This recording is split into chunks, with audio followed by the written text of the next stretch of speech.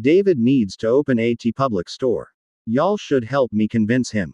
Slightly smiling face. This was another fun entry in the long and spiraling Dane Maddox saga, but also one that those new to Wood can pick up as their first book and neither have much spoiled nor miss much of anything, as it largely is a fairly solid standalone tale with a couple of links to a larger world, though one of those links in particular does play a larger role in the epilogue than it does in the overall tale here.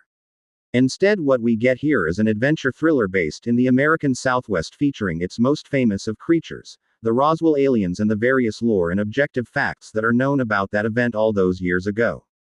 As usual, Maddox himself has seen some things, but is still the more down-to-earth explorer. His partner, Bones, Bonebreak, is the more outlandish believer of many things who also happens to be very good at, well, breaking bones when the need arises.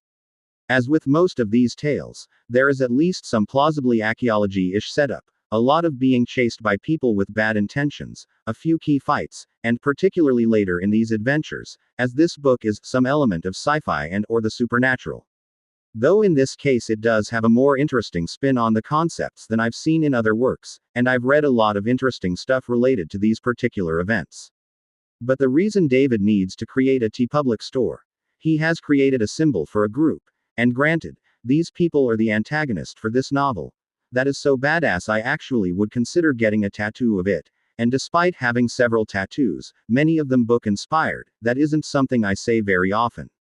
I would absolutely wear this on a shirt in a heartbeat, and I honestly think even just having stuff available with this image alone would have enough sales to at least warrant the effort of creating the shop and making it available. But y'all need to read this book and leave your own reviews of it, and tell David to create the shop so we can buy the shirts.